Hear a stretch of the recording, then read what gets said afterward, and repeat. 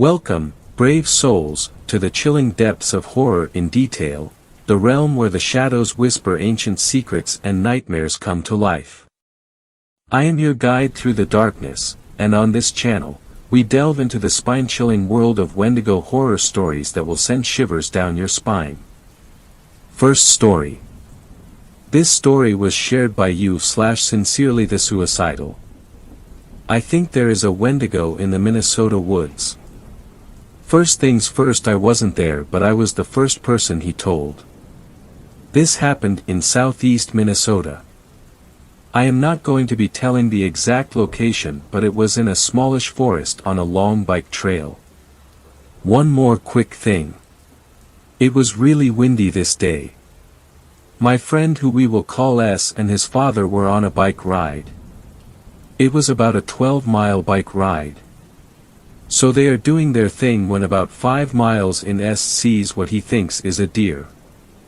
They keep going and S sees a flash of brown next to them in the trees, and it is like this thing is running next to them. Like keeping pace, but he doesn't hear anything. He points it out to his dad, and his father says that it's probably a deer, but he agrees it is really weird, so they keep going. They get to this little beach where they usually rest and look at the river. S notices something feels off. He notices that first of all there is no trees swaying. Secondly, there is no animal noises. Then he realizes he didn't see any animals the whole time they were there. Except the deer. The silence was heavy. It was like every animal left. The woods were silent. S tells his dad that he isn't feeling very well and that he wants to go home. His dad begrudgingly agrees. They get on their bikes and S is almost hyper-aware of his surroundings. They go for a while until S sees a flash of brown again and antlers. They keep going until they hit this clearing. The clearing looks like a big field with trees around it and a bike trail through it. As they enter the clearing, S looks back and there is the fucking beast standing on its hind legs, and he said it was like 9 feet tall. It had antlers and it looked like it had a deer head or some shit. He said he was terrified.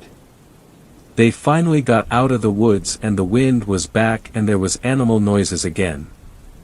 I think this was a Wendigo, but I am not sure. I honestly don't know if I believe him, but we are in Minnesota and it wouldn't be impossible, but are we a bit too far south for Wendigos? If you have any ideas or theories, please let me know. Okay, apparently I haven't hit the minimum word count, so I'll give you more minor details.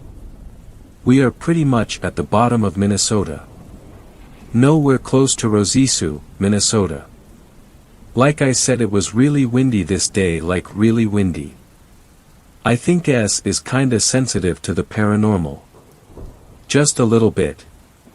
Although the Wendigo isn't really paranormal. They have been biking on this trail before. They didn't go the whole way, they went about half. I think it is too short to be a Wendigo. Is it possible it is a skinwalker? I looked on a map and the tribes that were in this area were the Dakota Sioux. This area usually has a lot of wildlife. It was before noon when this happened. He didn't see any other people other than him and his dad. Neither of us know what to think about this. I'll ask him about what it smelled like or if it smelled weird in the area. Second story. This story was shared by you/m_ATL518. Whistler or Wendigo in Georgia. Asterisk, first post ever on Reddit. Been holding on to this story for a while, and after finding this sub I felt you guys would be interested or have some input on what I could have seen. It's been almost 2 years and I still can't get it out of my head. That whistle. Growing up in the mountains of North Georgia, camping and hiking were things me and my brother did so often it was second nature. So anytime Ryan and I had a break from school, we would head straight for the woods. We packed our gear, let our parents know where we were going, and that was that, no questions asked. We decided to camp about midways through Jack's River Trail in the Cayuga Wilderness, and it's a trail we knew fairly well as we had used to a few times before to practice long hikes.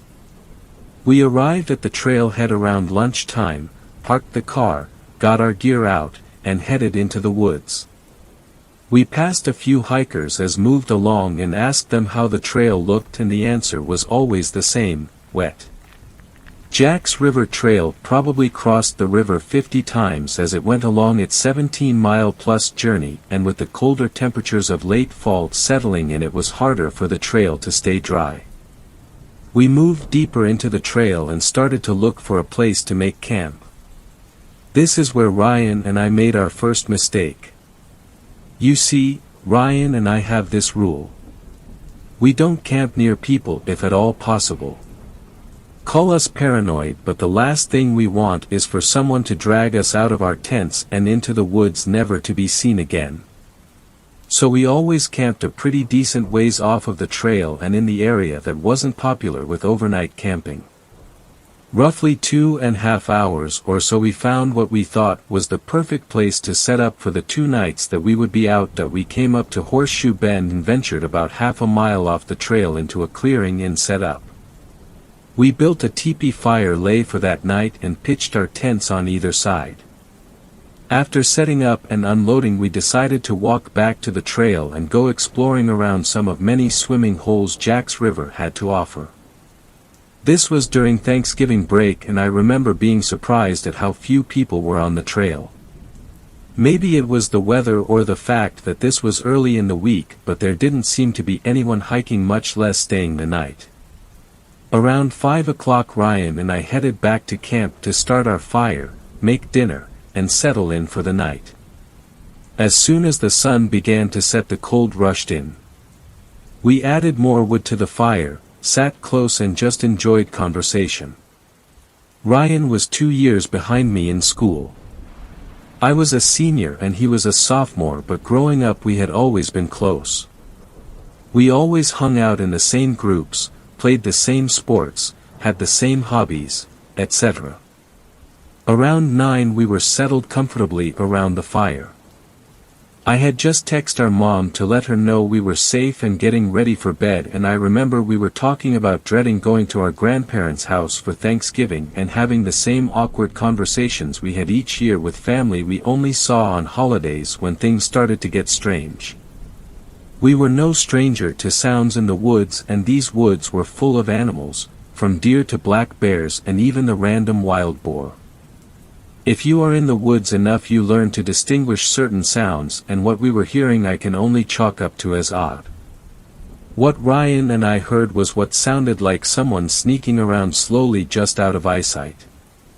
With an animal walking on 4 legs you hear a tighter group of steps, but what we were hearing sound very distinct to what a human sounds like when walking slowly or trying to move without making much sound.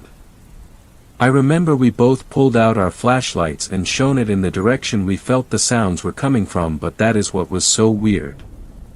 Whenever we would fix our lights on a spot we thought the sound were coming from, the location of the sound would suddenly change. It was as if there were multiple people walking around us. That's when the whistling started. At first I thought it was the wind, and I remember thinking maybe the wind is just throwing leaves around and what we are hearing is nothing but the wilderness around us. Ryan looked at me and asked if I was hearing that. I didn't answer and was trying to focus hard on each individual sound. 2 consecutive notes with roughly a 3 to 4 second gap, and then 2 more consecutive notes. Over and over again. Ryan kept asking if I heard that, and I put my finger to my lips trying to keep him from talking. The fear I felt was incredible. My jaw was tight, my fist clenched, knowing I wasn't ready for whatever was out there, if it was anything at all.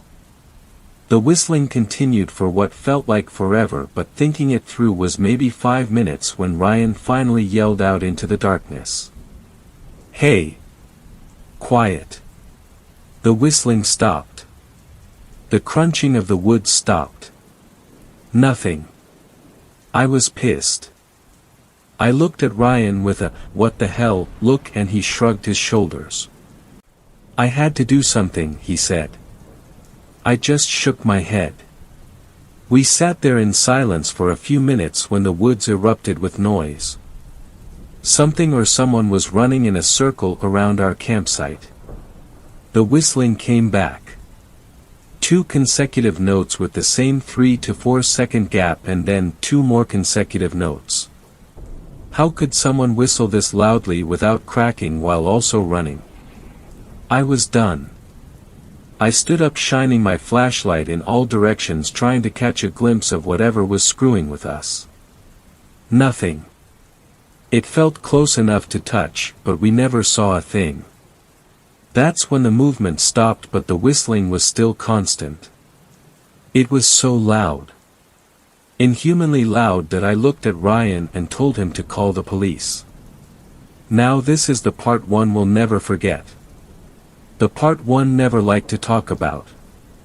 While Ryan was on the phone with a dispatcher and telling them our location and what was going on, I stepped around the fire towards my tent. Inside my bag I had a 6-inch fixed blade that I always carried and thought I would feel a bit more comfortable with it in my hand more than just my flashlight. As I went to unzip my tent, trying to keep my eyes toward the woods, I heard some movement directly in front of me.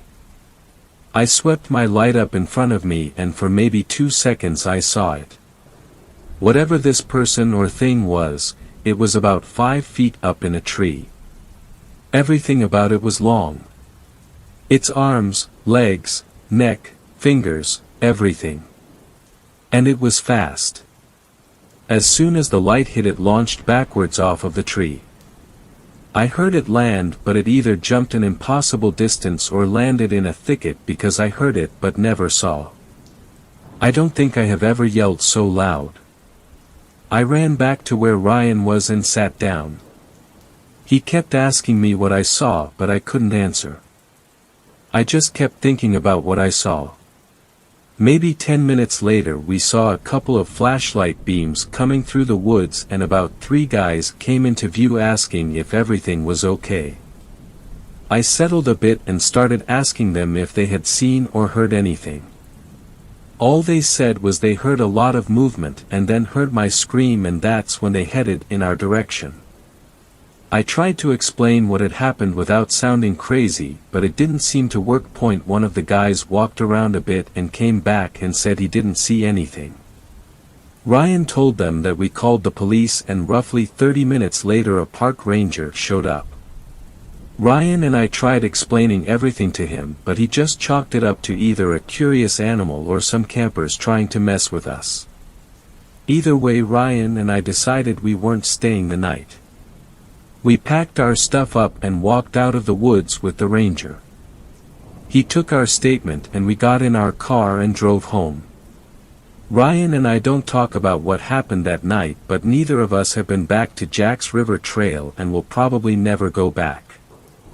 Third story. If missing livestock returns, kill it immediately. When I was 23, I had a security gig at a dairy farm outside of Delphos, Ohio. It was a modest place, only holding a few dozen cows at any given time. My then co-worker, a 34-year-old recovering meth addict named Corey, had just been fired for letting a cow go missing on his watch. A fireable offense in every sense of the word. For starters, Corey was insane. By the time I'd met him, drug-induced psychosis had rendered him virtually schizophrenic. On long nights spent with him during my training period, he'd tell me about CIA agents that were out to get him. He was convinced that they were broadcasting thoughts into his head via electromagnetic waves, and that they would stop at nothing to ruin his life. More than once, I'd catch him glancing over his shoulder, or peeking out of windows with a dumb look on his face, hoping to catch a glimpse of whoever was following him.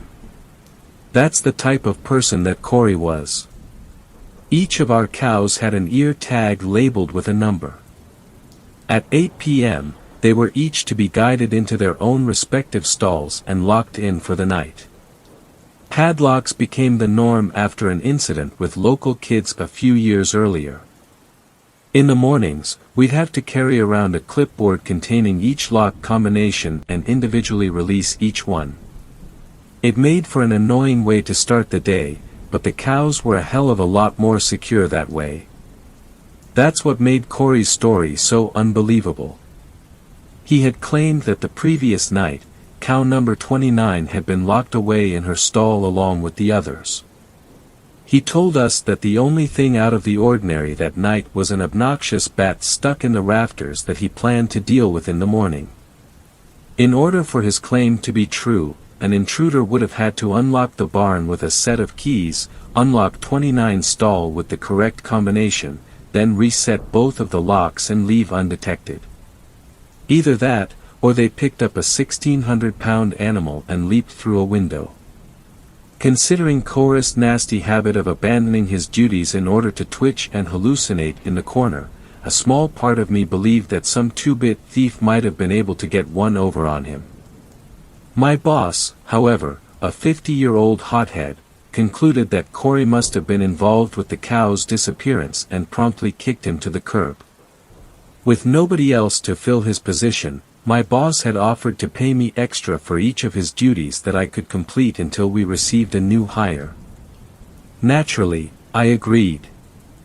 I'd be heading back to school in a few weeks and needed all the money I could get.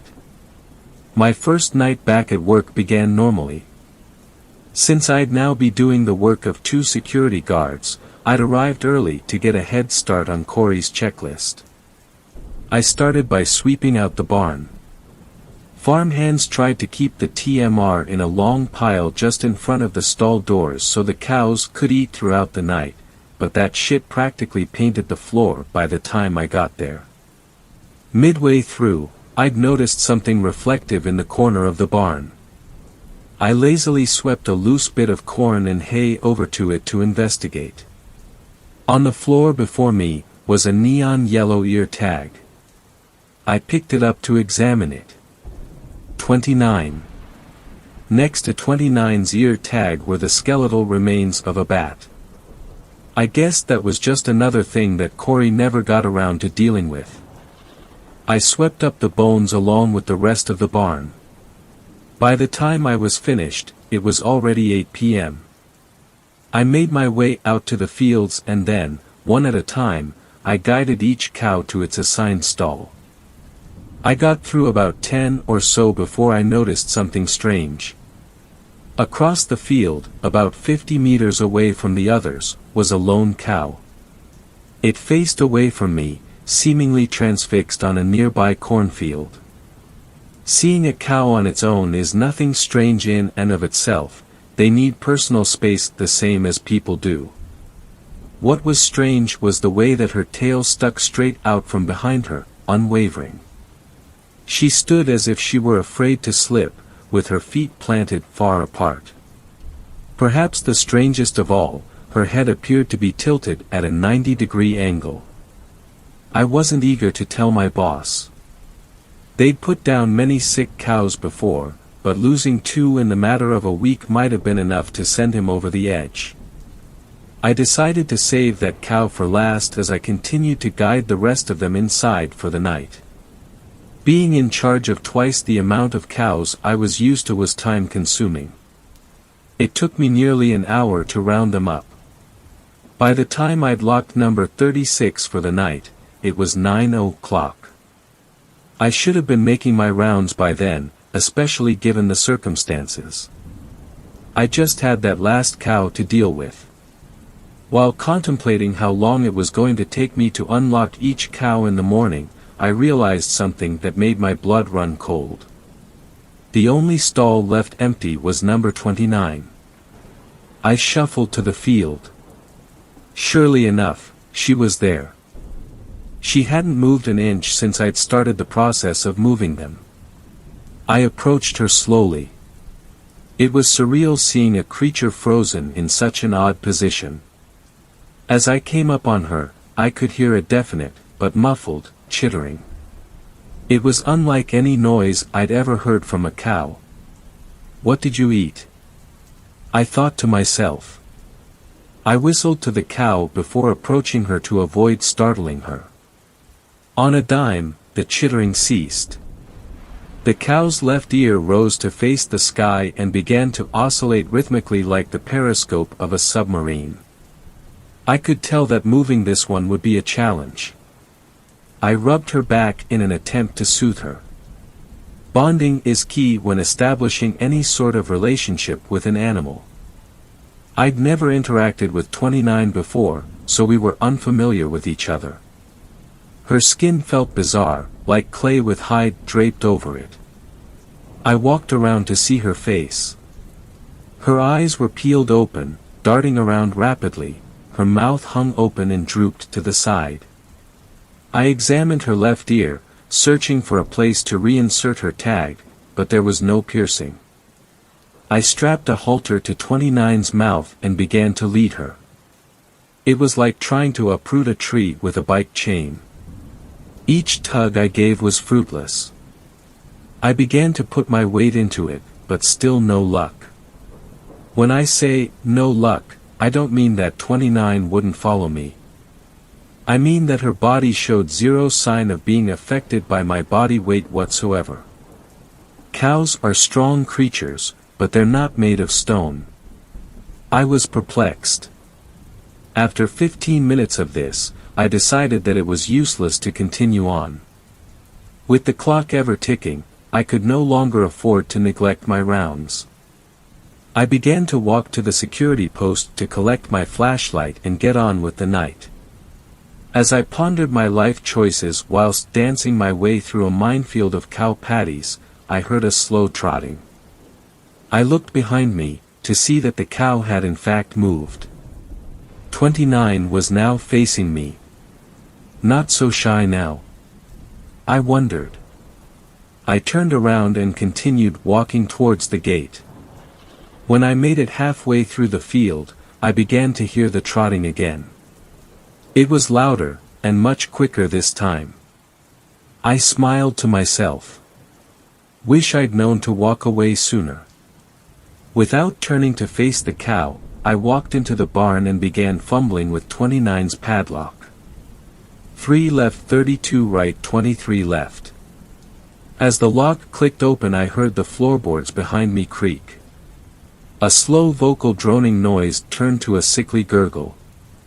I hope to God whatever you've got isn't contagious, I said before spinning around. All color drained from my face as I was greeted with the sight of the 8-foot-tall beast standing before me on its hind legs. 29's head was cocked sideways with one eye focused on me. Its pupils seemed to grow and shrink rapidly as it scanned over my entire body. Its lower jaw slowly moved up and down as it began to vocalize again. I. It began to creep towards me. Its front legs kicked wildly as it attempted to keep balance, all the while making that same noise. I began to feel lightheaded. I grabbed 29's padlock and made a break for the door. The cow began to rapidly stomp behind me. I began to hyperventilate as I sprinted. The rest of the cows were spooked, shaking and jumping around wildly. I slammed the door shut and clasped the padlock. A sickening boom shook the entire wall of the barn as 29 began to claw at the door. I. The beast croaked before chittering once more. I backed away from the door slowly, its wooden frame bending and contorting at the sheer force behind it. Without another warning, I turned my back to the barn and ran to my car as 29 began wailing and pounding. I never ended up making any rounds that night. Instead, I started my car and left that fucking place in the rear-view mirror. I didn't tell my boss. In fact, I deliberately avoided several of his phone calls because I had nothing to say. I figured it'd be best if I quit the easy way. There are certain things in life that back you into corners. Silence forces your hand, you know. That's why I'm writing this now. Of course I still wanted my money. A few weeks later, just before making my 2-hour commute back to college, I stopped by the farm to pick up my final check. My boss wasn't in his office on Tuesdays, so I took advantage of the situation and granted myself access with the key that I'd seen him not so stealthily kick under the rug once or twice. After snagging my check and a few Jolly Ranchers, I got in my car and slowly began to drive away. Out of the corner of my eye, a young farmhand standing in the grazing field caught my attention. "Hey kid!" I shouted. "Stay away from the night shift." But he didn't answer me. Nor even look at me. He just continued to stare at the pile of bones before him. Fourth story. This story was shared by you/Blair Daniels. My son went missing. What came back wasn't him. My 6-year-old son wandered off into the woods behind our house. I thought he was in his room, playing with Legos. But when I checked on him 20 minutes later, he was gone. After tearing apart the house looking for him, I noticed the back door was unlocked. No. He ran out and someone took him. I went catatonic. I called the police, my husband came home, and an all-out search began. When we looked at our security cam footage, it showed little Parker simply walking across the backyard, and wandering into the forest. Okay, I breathed. So he's just lost. As long as we find him soon, everything will be okay. And it was the happiest moment of my life when, 3 hours later right after dusk, one of our neighbors in the search party found him. Parker, I sobbed as I held him. So happy that he'd come home safe. But that evening, my happiness started to fade. You see, my son Parker is neurodivergent. He's high-functioning, but he still has a lot of quirks that aren't normal for a kid his age. He's obsessed with birds. He can identify everything from the northern mockingbird to the downy woodpecker, and would rather do that than hang out with other kids any day. Food textures bother him to no end, especially dairy, and even just watching me drink a cup of milk or eat yogurt makes him retch in disgust. He throws a fit if anything gets wet, even a drop of water on the tablecloth will send him spiraling. So imagine my surprise when I spilled a glass of water at the dinner table, and Parker didn't react at all. Normally he'd be grabbing the tablecloth and running over to the dryer, screaming at me to get it dry. But instead he just sat there, oddly still, eating his chicken nuggets. I guess he's just too wiped out to care. But as I mopped up the water, I couldn't shake that horrible feeling in the pit of my stomach. Later that evening, I sat next to Parker's race car bed, perusing the bookshelf for a book. It was a hard choice, a favorite, like There's a Rocket in Your Pocket. Or should I make him up one of my silly tales about Iris the ibis? I felt like this night wasn't real. Like I was dreaming that Parker was here, safely tucked into bed, and that soon I was going to wake up to him being still missing, still gone. I swallowed that thought and focused on my beautiful boy's face, fighting back the tears welling in my eyes. Do you want Dr. Seuss, or a story about Iris? I asked him. He tilted his head. Dr. Seuss, he said after a second. Okay. I opened the book and began to read. He didn't notice the tears rolling down my cheeks. Soon it was over and I was turning out the lights. But as I turned on my heel, he called after me. Can I have milk? I stopped in the doorway. Parker hated milk. Another one of his quirks. Even watching me drink it made him retch in disgust. Sure, I said, my heart pounding in my ears. Something woke me in the middle of the night. 3:26 a.m., read the time on my phone. Still 3 hours before I have to be up. I sighed, pulled the covers around me, and rolled over. I froze. The door was open. And there, peeking around the corner, was Parker. He was just standing there, watching me sleep. Watching us sleep. And maybe it was my imagination, but in the darkness, it looked like he was smiling. Parker. He dipped out of view and began to run down the hallway. Parker, wait. I called out, jumping out of bed. Parker. I ran out of the room just in time to see him disappear into his bedroom. But I couldn't breathe. Couldn't move. Because he'd been running down the hallway. On all fours. I woke up before Parker did. Unable to shake the jittery feeling in my stomach, I busied myself by mixing up some from scratch pancake batter and dusting off our waffle maker. Parker's safe. This calls for a special breakfast, I told myself. Then why did I feel like something was so horribly wrong? I poured the thick batter into the waffle maker. It sizzled on contact. As I closed the lid, though, my phone began to ring. Franklin Police, read the caller ID, huh? Hello? Mrs. Zimmerman, a deep voice asked. Yeah. This is the Franklin Police Department, the voice replied. And I'm thrilled to tell you, we found your son. Every muscle in my body froze. What? Someone apparently found him in the development on the other side of the woods, only an hour after he went missing. They've been trying to get in contact with us, but we only just got a hold of them now. He's here at the police station. Would you like to talk to him? I opened my mouth, but no sound came out. The phone was slippery in my sweat-covered hands. I don't understand, I said finally. We, a neighbor, found Parker, last night. But you're saying.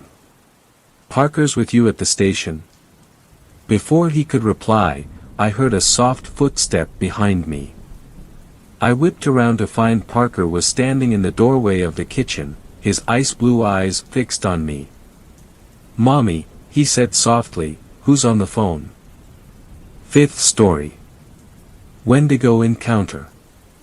This is a repost. I had to fix some spacing errors. I am not sure if this is the right place to post this, but I am scared shitless. After hearing stories and looking stuff up online, I'm fairly sure it was a Wendigo. Me, my son and girlfriend were attacked by something. We were camping up in the northernmost area of Washington. My girlfriend is incredibly superstitious, so she insisted we brought weapons. So I had my combat knife and a 12-gauge shotgun, and she brought a .22 rifle alongside a newly sharpened machete. Our son was just 3 years old at the time. She and I were set on edge from a park ranger, who seemed very tense and uneasy, who stopped us and instead of confiscating our weapons told us to be careful and stay safe, then sent us along our way to the camp. When we got there, we were informed that several visitors had spoken about some unnatural noises and a pale creature that would mimic voices and sounds of people who weren't talking or seeming to be distracted. I laughed and put the idea out my mind, thinking to myself, there's no way. They're fucking with us. But I knew better. So we then reached the area we were going to set up camp. We immediately got a fire ready to light and set up our tent and bags. I fed my son as my girlfriend ate a snack. We decided to get a lay of the area, so me and my girlfriend hiked around for about an hour or so.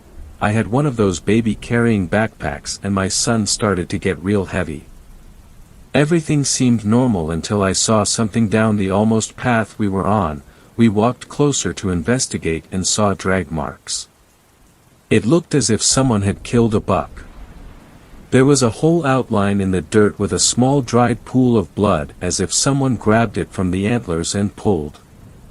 That wouldn't be possible for any man to do, the buck or whatever it was would have been way too big for that.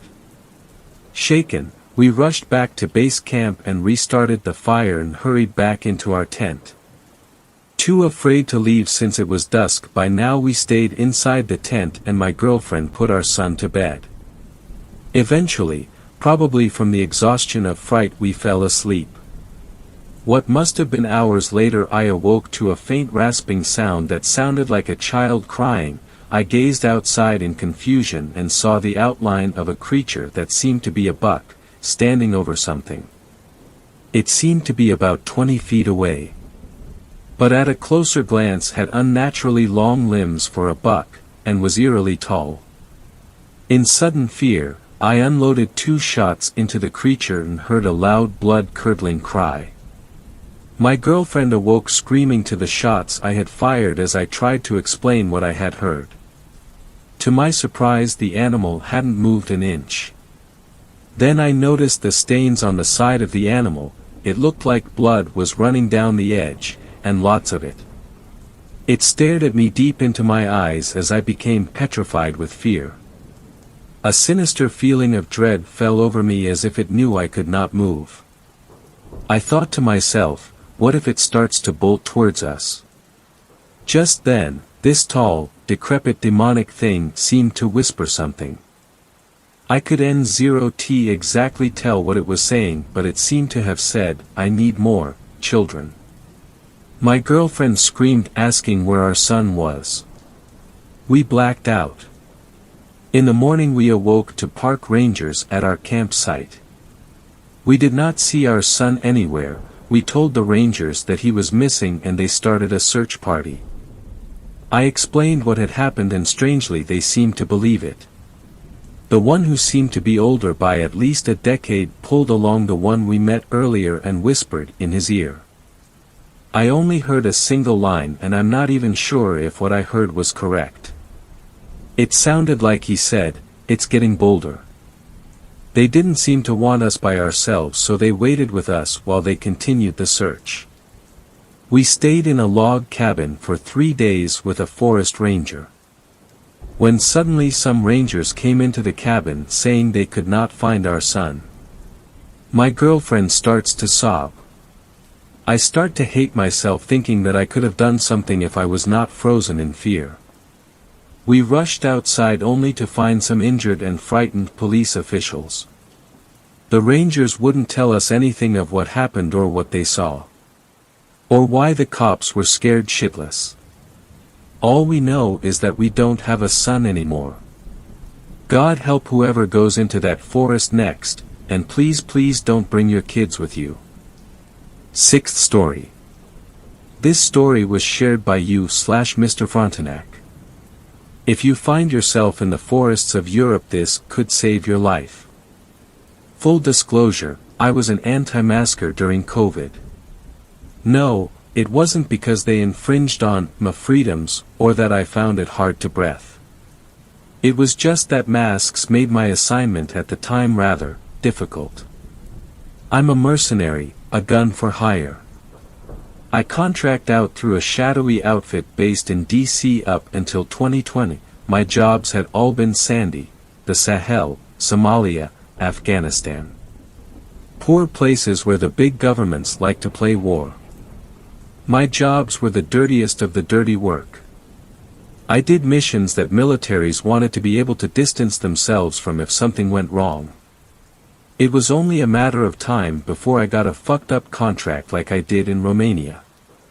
A memo came in from Bucharest asking for a dozen American contractors with combat experience. I didn't ask questions.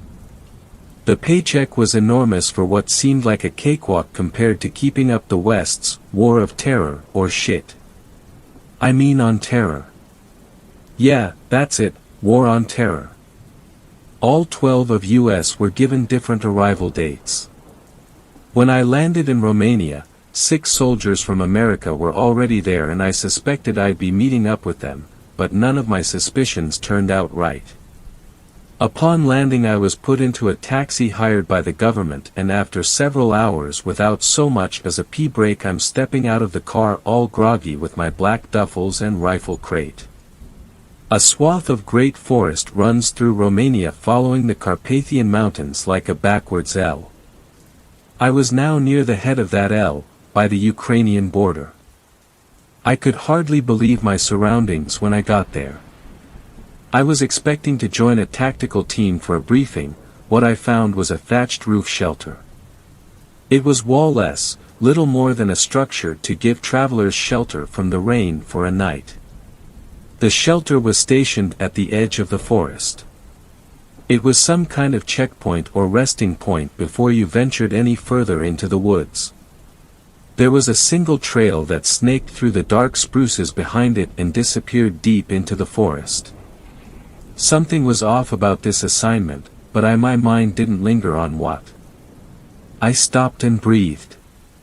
The fragrance of the coniferous trees was a balm after 6 hours of smelling my cabbie's camels. But he himself wasted no time getting away from fresh air.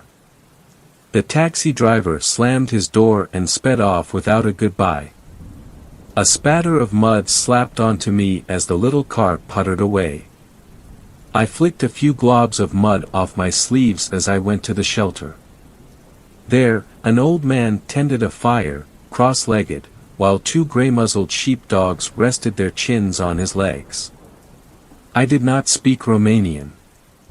I reviewed the emailed instructions I received. All they said was speak to Boyan once I arrived at the destination. I knew I wasn't being played. My contractor has a system to verify all communications. It was confirmed that the Romanian government had wanted me here, but why? Boyan? I asked and waited for an answer. The old man nodded. Sit, please. He gestured at a dry spot of dirt across the fire. I moved my bags in under the shelter and Saturday, I'm not sure I'm in the right place. Oh, you are. Where are the other soldiers? It is just you and me. I laughed and shook my head. And what's our objective? I take it there's a terrorist outpost in these woods. I pointed at the trees. Or are we after wolves attacking a shepherd's herd?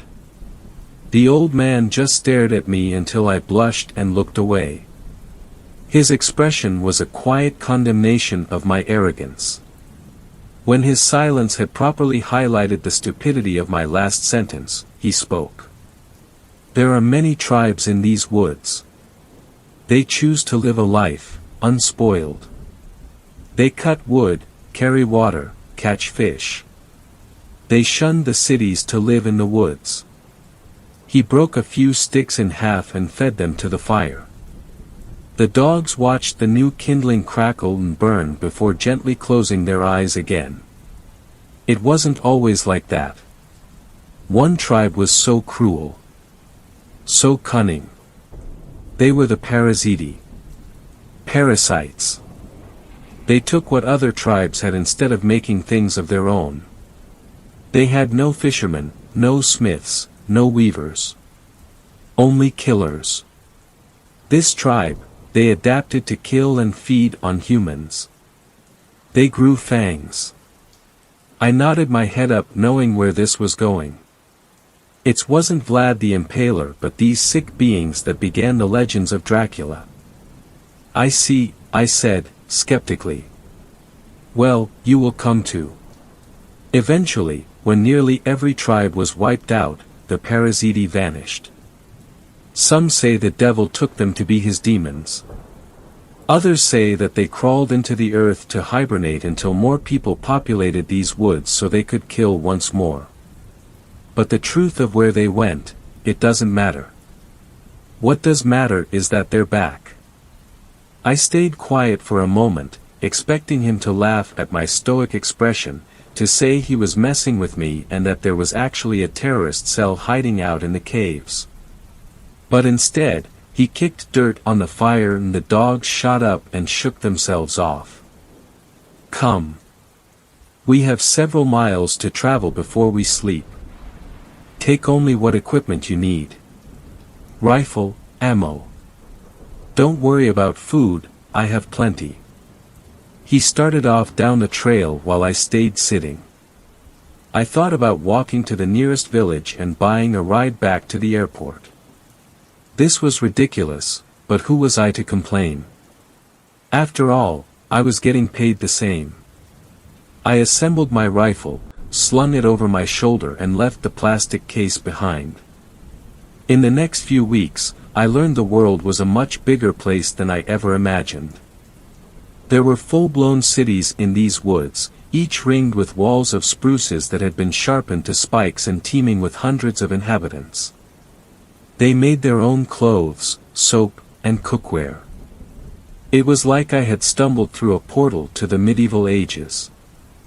I stayed with Boyan off one of the main roads that connected the villages. He had a hut there, and I learned that his job was to act as a kind of highway patrol. He taxed trade between villages and made sure bandits weren't raiding the roads. But there was hardly any trade or traffic between villages when I started. The air was quiet with fear. Apparently, a family homestead had been attacked a month back. Holes were found on their necks, draining their bodies dry. The whispering and the rumors swirled that they were the parasiti, but none of the attackers were seen. With so much wilderness patrolling one road felt useless, but Boyan said the legends were true and in order for the parasiti to reach a village they must be invited inside. They can't just sneak there through the woods. To be honest, the assignment didn't have my full attention. It felt like a joke. The other 11 contractors that were hired had the same job as me, they were assisting other patrols between villages. Boyan did have a radio and no unusual activity had been reported by any on the sentries on the road. Until one by one, they went dark. It started further down the mountain range, first it was the outpost near the Serbian border. Then the woods of central Romania went quiet. It was making its way towards us. We used to get a wagon or two a day coming from the south, but all travel suddenly ceased. When the village caught word that communication with the south was gone, I thought they'd flee to the cities. Instead, they closed their shutters, barred their doors as soon as it was dusk, and loaded their rifles. It felt like something was coming. One day when Boyan and I were watching the road, a rickety wagon approached pulled by a pair of mules, their ribs bulging against their fur. Boyan and I looked at one another and I shouldered my rifle, stepping out into the muddy road. With not much else to do, I had dived into learning Romanian my first few weeks here. While I couldn't much speak it or read it, I could understand the gist of Boyan's conversations at this point. He did most of the talking while I stood tall and menacing with the rifle across my chest. The protocol for our road patrol was simple: check the teeth of all persons to make sure they didn't have fangs, and second, make sure there are no stowaways in the cargo. This sometimes meant going through sacks of wool or piles of potatoes, but so far, we hadn't turned up anything. The driver wore a mask and stopped the mules. The beasts stood dumbly in the road, blinking lazily. "What is your business on these roads?" asked Boyan. I looked at the wagon. There were 4 women in the back, wrapped tight in coats. Their shawls covered their faces. "We are fleeing before the storm in the south can reach us." Boyan walked closer and I followed. "What do you know about what's happening in the south?" "Something is coming. We intend to cross the border and stay in the wilderness until this evil has passed." "Well, you can go no further without inspection." As we expected. Boyan gestured for me to go to the back of the wagon.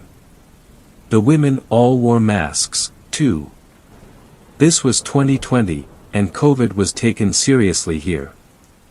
The people knew if there was an outbreak in any of these remote villages there would be hardly anything town doctors could do and many would die. Teeth, I said and held my mouth open in a smile with my pointer fingers. One by one, the women pulled the heavy shawls up over their eyes and showed me their upper teeth. But even before I looked for fangs, something about their movement bugged me.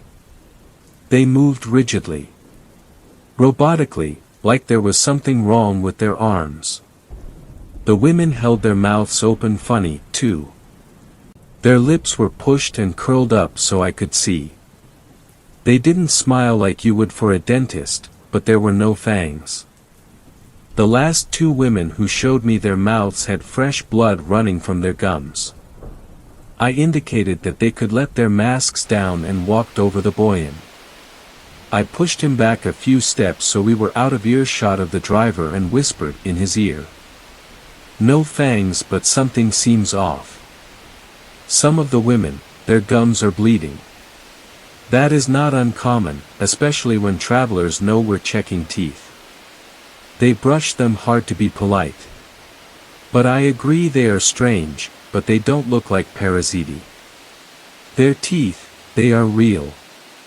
But what if they stole regular people's teeth? Boyan gave me a funny look. Did it look like that to you? I thought back and to be honest it didn't. Their teeth hadn't been replaced and if they had, the parasiti were phenomenal dentists. No, I said. May we go to the village? Asked the driver. Boyan and I looked to each other. We were both on edge. If it weren't for our anxiety it was possible we might have found nothing out of the ordinary with this inspection to begin with. Boyan waved them on. You may go. Safe travels. The driver raised one arm in farewell and Boyan and I both watched him with skeptical squints. There it was again, that strange robotic movement. We stood in the road while the mules plodded on, listening to the cart moan and creak until they were up the hill and out of sight. That night, Boyan and I ate supper in silence. I was getting paid weekly so there was no completion clause for my contract. I remember I was thinking about leaving that very night when Boyan and I looked up at the same time. There was a sound on the wind. A wailing. We burst outside of his hut where the noise was clear. The nearest village was almost 3 miles up the road, but we heard the screams clear as day. I started gathering my things and Boyan was already sprinting. As we got closer, we smelled smoke and could see the orange glow of flames flicker in the sky. In the time it took to get there the screams had ceased. The gate to the village was left wide open, invitingly. Boyan and I slowed and walked silently the rest of the way. The village still made noise, the fire leaping hut to hut was crackling, whistling and roaring. We got to the mouth of the gate and I froze. My combat experience didn't prepare for this terror. There's speed to a firefight, a forgetfulness of fear. But this had me shaking like a child. There, inside just the gate, were the bodies of the coach that had passed by hours earlier. The man and the 4 women. Boyan bent and turned one of them over and we both jumped back at how easily the corpse moved. It was weightless. I set my rifle barrel against the chest of one and prodded with it. The entire chest was empty. No organs, no bones. It was like that for all of them. Their legs and arms were hollow tubes. And their heads, they'd been cut in two and stitched back together. The parasiti, I said aloud. They massacred them when they got to the village. They were already here, waiting for more people to come. No, said Boyan stepping backwards. No, he started to sprint away into the woods. Trojan horse, he shouted back at me. Hey, wait. But I stayed still, realizing what he meant. It was why their movements were so mechanical earlier. It was why some of their gums leaked blood. The parasiti had emptied these humans out. Spooned out every last ounce of flesh and stuffed themselves inside. Oh, fuck. Oh fuck. I said while beginning to follow Boyan. You see, it was our fault. We were the ones that had let them in. 7th story. This story was shared by you/Sleepless from Sundown. An encounter with a Wendigo. At 1 minute to midnight I took out the shot glass and put it beside the bottle of Jägermeister. I don't drink anymore after what happened to Pop. The one exception is the first day of September. The house is dark except for the warm glow of the 3 bulbs above the dining room table. I rub my tongue against the inside of my cheek. My mouth always goes dry. The only sound is the incessant ticking of the wall-mounted clock. At midnight the soft bell sounds, a miniature version of church bells. I fill the glass and hold it aloft for a second and swallow with a deep breath. The subtle burn winds its way into my throat and stomach. I wash the shot glass by the light of the moon shining through the kitchen window. Loretta wouldn't mind my drinking, but a used shot glass beside the sink raises questions. And I never like to talk about it. All these years later I still have nightmares. What I saw up on that mountain left a greater impression than any other event in my life. More than my children being born and my father drinking himself into an early grave. Loretta tells me I should talk about it. That it would help. She might be right. She always is. So here goes. I joined the park ranger service right out of school and it was a perfect fit. I took to academics like a fish to the desert and the outdoors always called. I passed my time in school daydreaming of the weekend and hiking or fly fishing with Pop. In the summer of '89, I was stationed in the Appalachians. Our jurisdiction encompassed trails leading all the way up the mountain. Up there the spruce thin out and clouds hang heavy even in fine weather at the base. I spent the summer clearing fallen branches from the walking trails after a couple of vicious storms over the winter. It was hack work reserved for the junior, but the truth of it was I didn't mind. The peak of the summer heat was spent and visitor numbers dropped as the weather began to turn. Persistent drizzle had kept me desk-bound for the morning and we were about to get lunch when he burst through the door. He let out a moan and collapsed to the floor.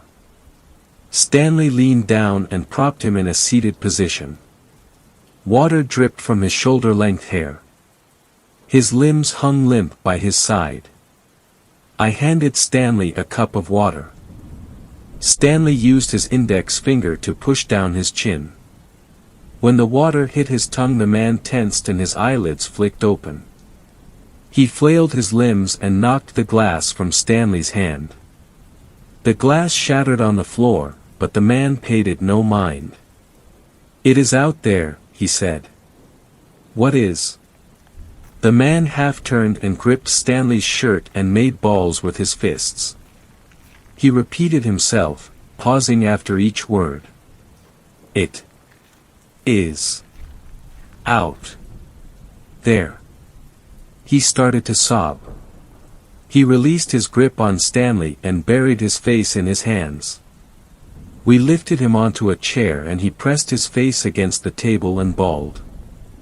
I grabbed the rucksack he had dropped to the floor. On the bottom right was a name tag behind a plastic sleeve. Lenny Porter from San Diego. There was a number at the bottom. "I'll make the call," Stanley said. When Stanley returned, Lenny was sat up staring blankly at the wall with red eyes. His face was gaunt, like he hadn't eaten in a week. Stanley closed the door. "I spoke to your father." Lenny didn't acknowledge the words. He sat motionless and unblinking. Stanley shuffled across to where I was sitting and pressed his palms on the table. Lenny left San Diego 2 weeks ago with a couple of friends. They planned to spend a month hiking the trail north. The father gave me two names: Freddie and Sabrina. When he heard their names, Lenny leaned over and picked up his backpack. He rummaged frantically until he pulled out a stack of Polaroids. He flicked through the photographs and then slapped one on the table. Stanley and I leaned over. Flanking a fitter and healthier Lenny were what must have been Freddie, tall and wearing a baseball cap, and Sabrina, shorter and wearing a bright yellow top with an almost fluorescent blue belt pulling the fabric tight around her waist. Lenny fingered the photo and tears welled in his eyes. What happened to them? He sobbed and shook his head. He opened his mouth to speak but no words came out. Stanley took a map down from the wall and pushed it in front of Lenny. We are here. Where did you last see them? Lenny blinked away tears and concentrated. He squinted at the map and pressed his index finger down and tapped it. Stanley took a pencil from his breast pocket and marked the map with a cross. I'll notify the police. Get the truck ready to go. During training they told us about search and rescue operations. The Rangers are the first responders. It was part of the job. Twisted ankles and wandering off the trail and getting lost are not uncommon and no reason to get the police involved. But this felt different. I secured the gear in the truck and Stanley appeared, flanked by a police officer in his early 30s. Harry is hitching a ride. His partner will take care of Lenny. We drove up the trail for about 15 minutes with the truck until it grew too narrow and treacherous. We split up the gear between us and set out on foot. Our destination was high up the mountain and far away from the trails. It was almost as if the trails deliberately avoided the area. We hacked our way through the thick forest. How had they ended up all the way out here? Stanley checked his watch constantly as we climbed. He wanted to get there before dark. I figured we would be lucky if we did. Stanley and Harry talked like old friends, asking about each other's wives and children. The park rangers are in effect an extension of law enforcement. It made sense to be friendly with the police, and living in a small mountain town made it almost inevitable. I liked that. As the sun dipped below the horizon, Stanley checked the map. Almost there. Get your torches. All right. Harry reached into his backpack and pulled out a flashlight. I did the same. Do you know what's up this way? Stanley said. I shook my head. Somewhere up here is an old cabin. Hunters used it as a base back when you could still hunt up this way. The cross our friend Lenny put on the map is just about on top of it. Let's see if we can get there before there's no light left. We didn't make it by dark. Twilight gave to night with little warning. Soon we were relying on the light from our torches. Being on a trail in the sunshine lends a sense of security up here, even when you are alone. Now, surrounded by black and with the trail long behind us, an uneasiness grew in my stomach for the first time. Stanley paused and swept his torch. He muttered something under his breath.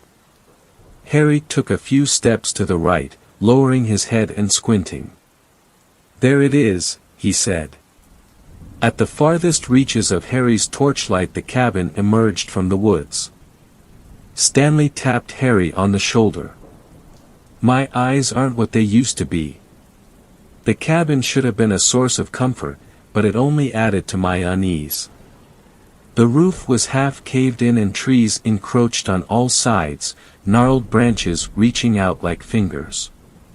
The structure looked like it belonged more to the forest than to man. The only door hung askew on warped and rusted hinges. 2 windows had long ago lost their glass. Stanley shouldered open the door with a grunt. Leaves and branches covered the floor, blown in through the open windows and roof. We dumped the gear inside. Stanley took out a lantern and tied it to a horizontal branch a few paces from the front door. He flicked it on and the light shone bright.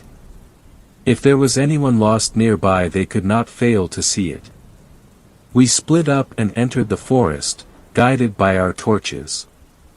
Stanley instructed us to go no further than the reach of the lantern. It was our lighthouse on the horizon. The wind blew in fresh from the north. I buttoned up my jacket against the cold. The beam from the torch was strong, but aside from the narrow cone of light, the forest was a deep and full dark. Stanley and Harry called out the names of the two missing, Freddie and Sabrina. I did the same. Every few steps I stopped and listened. The forest was alive with the scurrying of animals and insects going about their business. And the constant rustling of the wind through the leaves. It was hopeless. This was needle in the haystack stuff. Freddie or Sabrina could be unconscious on the ground a few feet to my left and I would never see them. We should camp and wait for first light. Harry's voice cut through the night, louder and with urgency. I skipped towards the sound as fast as I dared. The two torchlights of Harry and Stanley played close together, the beams of light trained on the forest floor. You might not want to see this, Stanley said as I came up behind them. It was too late. By the light of the torches I saw him. Flat on his back, arms and legs bent at unnatural angles.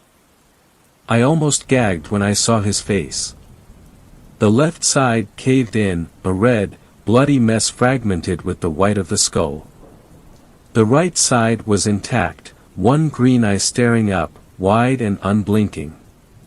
The remainder of the face had an almost serene expression. It was not the look of fear that you would expect from someone about to have half their face crushed. No skin remained below the neck, the contents of his torso picked so clean I could see his full spine. What did that? I stammered. I didn't get an answer. Stanley fished the Polaroid from his pocket and studied it under the torchlight. He handed it to Harry. It's him. It's Freddie. Harry jumped and swung his torch out into the woods. I swear I heard someone talking out there, Harry said. We've been calling out their names too. No, it wasn't that. It sounded like whispering. It's the wind through the trees. Harry didn't look convinced. He called out the name of Sabrina and listened. Only the sounds of the forest. Stanley shushed him. There's nothing we can do for the boy now. Let's get back to the cabin and radio down the news. Stanley took a few quick steps towards the cabin and motioned for us to follow. He seemed agitated. I didn't blame him. I followed on his heels. Harry lingered, searching the woods with his torch until he too fell in behind. The inside of the cabin felt like a sanctuary. Out of the wind and removed from the mangled corpse of Freddie, my mind processed the sight. I had gutted my fair share of fish, but this was different. I put my hand to my stomach and swallowed hard. I was overcome with a compulsion to repeat my unanswered question. What could have done that? Before I could, Harry gave us some more bad news. There was no response on the radio, only static. It wasn't surprising. The cabin sat in a depression between the peak we crested on our way in and the taller peak beyond. We have to go back, I said. Harry shook his head. Not in the dark and not when there's someone still out there. We don't know if that girl is dead or alive, Stanley said. I heard her. You heard a whisper is what you said. And if she was there she would have come to the light. She'll come to the lantern and we'll wait for her. Harry threw out his arms in protest. Stanley sighed. If she's dead, then we'll find her in the light of morning. If she's alive and nearby enough to whisper in our ears, then she'll come to us. Two rectangles of light shone through the open windows from the lantern outside, but the front room of the cabin still had dark, shadowy corners. Stanley took a second lantern and tied it to an old light fixture hanging from the ceiling. The room lit up as if under sunlight, but a cold light that gave the room a bare and unwelcome feel. I busied myself clearing a space on the floor beside the black pot-belly stove at the rear of the room. Stanley and Harry stood as statues, staring up at the wall behind me.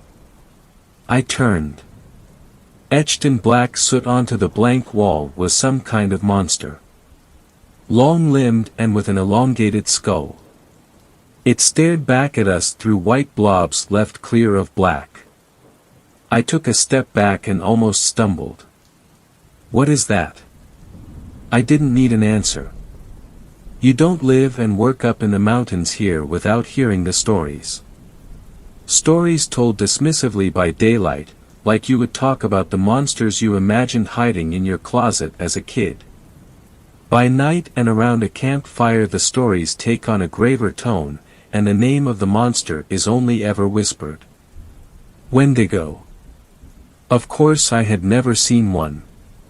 But if I had to imagine what one might look like, the painting in soot taking up the full height of the wall of the cabin was an exact match. I waited for one of the two men behind me to dismiss what we saw drawn on the wall. To make light of it and crack a joke. Neither did. Stanley uttered a simple instruction. No one goes outside without a weapon. Our shadows danced on the walls. The lantern hanging from the ceiling did not move. Stanley leaned and looked out the window. The lantern hanging from the tree branch swung back and forth like the pendulum of a grandfather clock.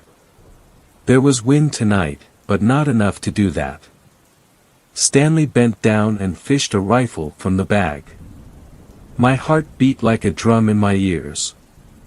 And then something else. Whispers. What sounded like the whispers of a girl, entreating us, inviting us out into the darkness of the forest. Stanley inched open the door with the muzzle of his rifle. He stepped through the gap and watched the lantern on the tree come to a rest. He stood beside the lantern and searched the corners of the forest illuminated by the light. Nothing moved. Harry unclipped the leather strap on his belt and drew a pistol and went to the doorway. I felt naked and exposed with my hands empty. I took a step backwards, the Wendigo drawn in soot looming large behind and burning a hole in the back of my head. A shadow flashed through the trees and Stanley swung the muzzle of the rifle and shot, the crack piercing the night. He raised the rifle to his shoulder and flicked it from side to side searching for movement. The lantern bobbed up and down. With a rush a long-limbed creature dropped onto Stanley from above. He screamed and wrenched the rifle around but had it knocked from his grip. Harry fired 2 shots and the creature let out a wail. It bounded towards the door and Harry slammed it shut. He pointed the pistol to the closed door and emptied the chamber. Harry took a step back and shot me a glance. Through the whole ordeal I had not moved. I had barely breathed. Was it dead? Was Stanley okay? The window, I screamed. The long thin fingers of the creature wrapped themselves around the inside of the window frame. Then the head appeared, uncannily human-like but distorted and disfigured. The chin elongated and the teeth like razors and drenched in blood. Its eyes white and piercing. Just like the etching on the wall. Harry grabbed me by the arm and hauled me into the back room of the cabin. He slammed shut the flimsy door. The back room was windowless and the only light was a thin strip at the base from the lantern in the front room. We crouched together, our shoulders pressed against the door. We listened. The light patter of footsteps. 2 thin strips of black interrupted the strip of light at the base of the door. Something stood on the other side. "Come out, it is okay." It sounded like Stanley. Had he killed it? "Come out." Harry straightened and I grabbed his shoulder. "Don't open the door," I whispered. "They say a Wendigo can imitate those it kills." My hand brushed against Harry's back and knocked the flashlight from his jacket pocket. I fumbled in the darkness until I found it and I flicked it on. I scanned the room for something, anything we could use as a weapon. I walked away from the door and kicked at the twigs and leaves on the floor. All that was good for was kindling. Something smelled rotten. There must be a dead rat somewhere. "It's Stanley," Harry said. I pointed the torch to him.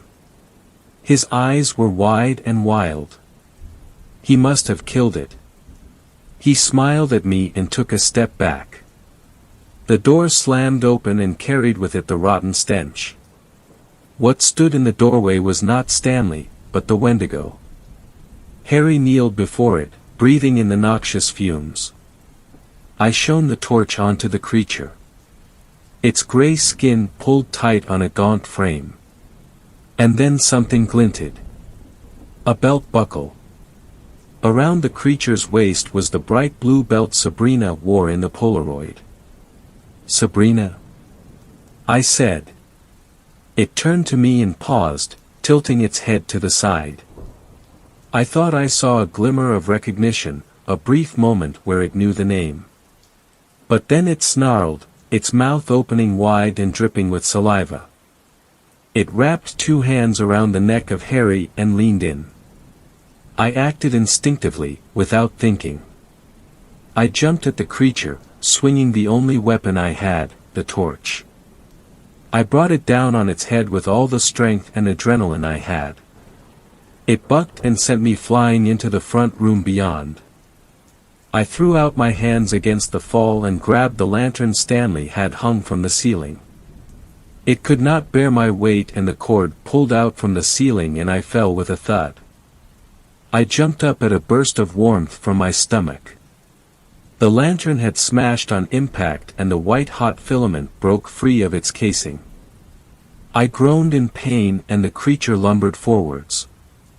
I retreated into the corner of the room and pulled my knees up to my chest. It stood over me and opened its mouth, razor-sharp teeth gleaming white. Then the smell of smoke. The creature hopped and then scrambled backwards. The leaves and twigs covering the floor ignited under the heat from the lamp filament. A small flame burst up and the creature covered its face. Fire. It didn't like fire. I crawled forwards and swept as much of the kindling as I could grab onto the flames. The fire grew and the creature screamed. As smoke filled the room it coughed and spluttered. It made one last effort to come at me and then retreated out of the room and into the forest. I went to the back room and grabbed Harry. We stumbled out of the cabin, the fire now spreading up the walls and to the roof. Stanley lay below the lantern hung from the tree, unmoving and with a chunk of flesh missing from his throat. We ran into the forest in the opposite direction the creature had gone. We first climbed up to the crest and then back down the mountain. We stumbled our way down by the light of the torch. Adrenaline coursed through our veins and we imagined that thing right behind us, stalking us in the dark. When we finally crossed a trail we followed it back down to the ranger station. A team of police and National Guard hiked up to the cabin after the sun rose. The cabin had burned to the ground, the pot-belly stove the only item that survived the blaze. The bodies of Stanley and Freddie were brought down. They said Stanley's flesh had been picked clean down to the skeleton. That was the first day of September, 1989. Sabrina was listed as a missing person and her father spent a month in the mountains searching for her. But she's gone in every sense that matters. Turned to a Wendigo by hunger for human flesh. She transformed into something unrecognizable from where it began. Around campfires people still tell stories of the Wendigo. I don't know if they truly believe they are out there. But I know, I have seen it. Sometimes there really is a monster in the closet. 8th story. This story was shared by you/Smagunji. Strange noises outside my door. Something's outside my room. I don't know who or what it is. I've been staying at my house for the last month and I've been hearing noises outside my door. It all started about 2 weeks ago. It was a little past midnight. I was up watching my TV when I checked the time on my phone. I realized how late it was getting and decided to punch out and go to sleep. I turned off my TV and started to drift to sleep when I woke up to a creak as if someone had been putting all their pressure into a loose floorboard. I sat up and looked around my room and saw nothing. Assuming my mind was playing tricks on me, I decided to lay back down and try to hurry to sleep. When I closed my eyes, I started to plunge into the abyss when I was awakened by another creak. This time it sounded as if someone was walking away. Now almost certain I wasn't going crazy, I grabbed my bat by my bed stand and headed to the door. Not knowing what I was looking for, assuming someone breaking in. I quietly opened my bedroom door and looked down the dark hall, which was barely lit up by nothing but a pungent yellow street light. Down the hall near the corner, I saw a shadow. Focusing my eyes trying to see what it is, barely out of reach of the dim light, I could make out what I believed to be a head. In a mixture of rage and fear of an intruder, I shouted, "Who the hell are you? What are you doing in my house?" Beep! A loud car horn from down the road startled me, and I ended up turning my head to face the window out of fear as my body moved on its own. Turning back to where the person was, I couldn't make out the silhouette anymore. Where did they go? I asked myself. I proceeded to tiptoe down the hall with bat in hand, trying to keep my composure. When I reached the corner, I clenched the bat tight and jumped around it. There was nothing there. What? I just saw them. I slowly reached for the bathroom door knob, sweat drenching my palms. I swung it open, expecting to catch the perpetrator red-handed, but there was nothing. I slowly shut the bathroom door and breathed a sigh of relief. Slam! What was that? I peered around the corner and saw my bedroom door had been shut. Now visibly shaking, I crept back to my room, opened and scanned it. There was nothing. I ran around my entire house, making sure every door and window was locked while checking for someone. Nothing, thinking I was paranoid or just downright insane. I went back to my room, crawled into bed, and had the worst sleep of my life. When morning came, I chalked everything up to it being a wild, lucid dream and went to work. 2 days later, I had my next interaction with this unknown entity. I was sitting up in bed on my laptop scrolling through Twitter, when I heard a light scratching at my door. Startled, I assumed it was my cat trying to get in. I went to let her in, but being so caught up, I realized my cat had passed away not too long ago. Hand on the door knob, I froze, sweat dripping down my forehead. I decided to open my door, but nothing was there. I decided to call it a night and sleep, since I had work in the morning and didn't need to hear my boss chew out for being late. Suddenly I woke up out of nowhere. I'm a heavy sleeper and I could sleep through a hurricane if given the chance to. I opened my phone and read 1:12 a.m., confused about why I suddenly woke up. I panned the room to be greeted by darkness. Then I heard it a loud, long scratching noise from the top to bottom of the door was heard. So loud it felt like I had headphones on. After gathering myself from almost shitting my pants, I had a weird wave of nausea hit my head. It was my 20th shot of vodka and I passed out. I woke up in the morning and completely forgot about what happened until I saw the 1-inch thick nail marks along my door. Terrified, I took a picture and left in a hurry to work, skipping breakfast. About a week after that I haven't had anything happen. While brushing my teeth I heard the creaking again, assuming it was my lard body cause I brushed it off. Then my lights cut out, assuming I forgot to pay the light bill. I hurried to finish brushing my teeth. When I went to open the bathroom door I heard a light knock. In shock, I sat in silence, nearly pissing myself. Bang bang bang, the banging kept getting louder. I was in the corner furthest from the door, curled up in a ball, waiting for the door to give any moment. The banging got so loud it was ringing in my head like bouncing a ball in an empty cave. What felt like hours was only a minute. The banging had abruptly stopped. I sat there for a moment trying to figure out what the hell had happened and gathered my composure. Cautiously I opened the door, but there was no one there.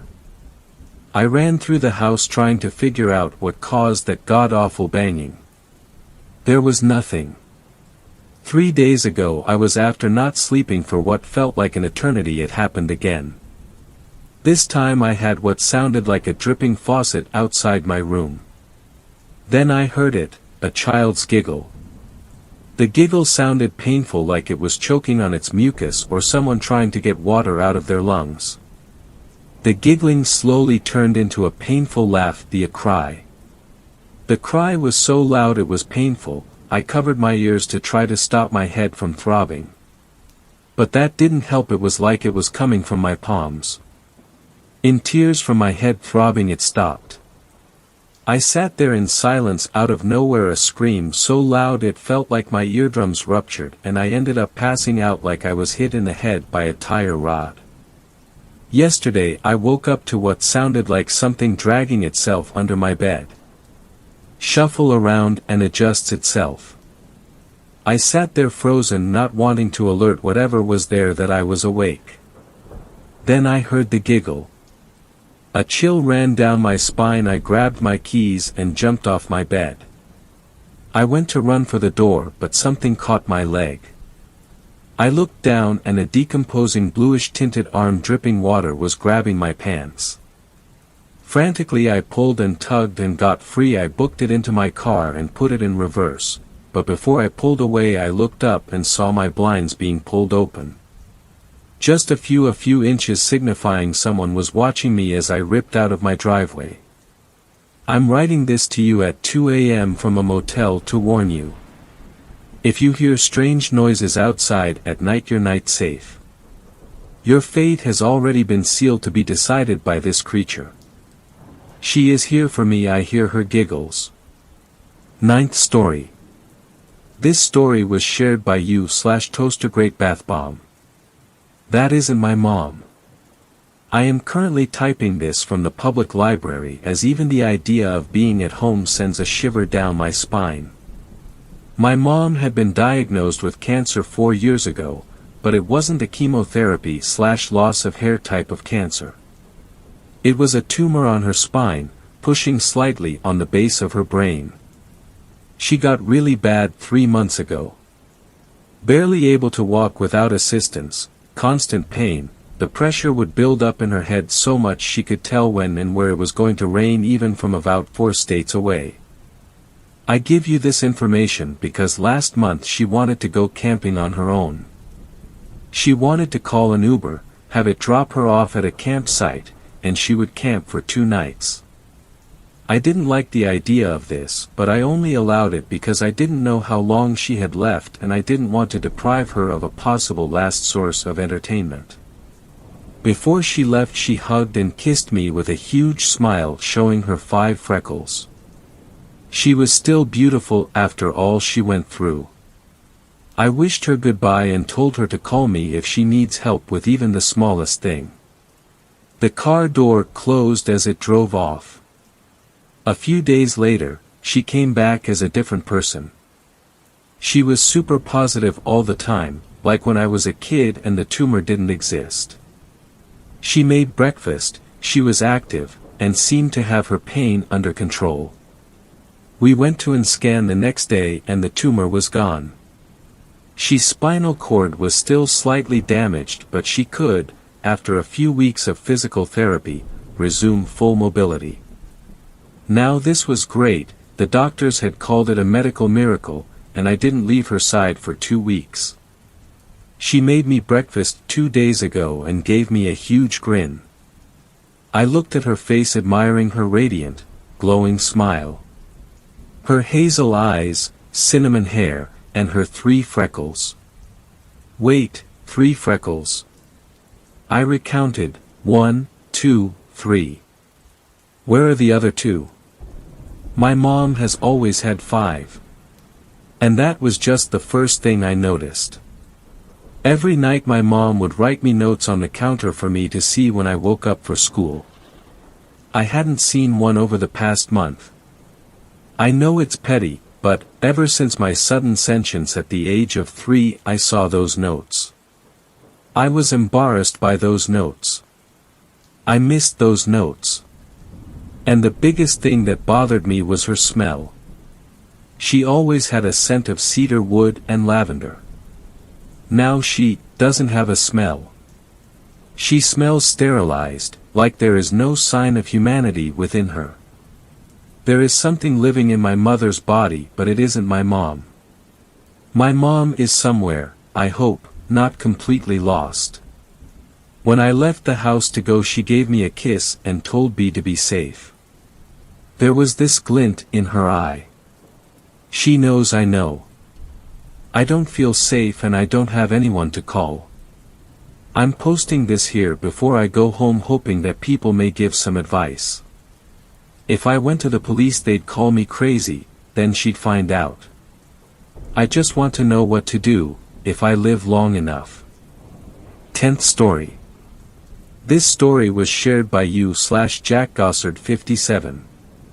After what I experienced in the woods, I will never go camping again. The warmth of the sun had begun to fade by the time Melissa and I arrived at the campsite. Located within one of the oldest forests in our state, we had selected the site primarily due to our shared love of exploration and the outdoors. The air carried a crispness that tickled our senses, and the familiar scent of pine enveloped us, reassuring us that we were deep in nature's embrace. With eager anticipation, we set about pitching our tent, the fabric rustling in the gentle breeze.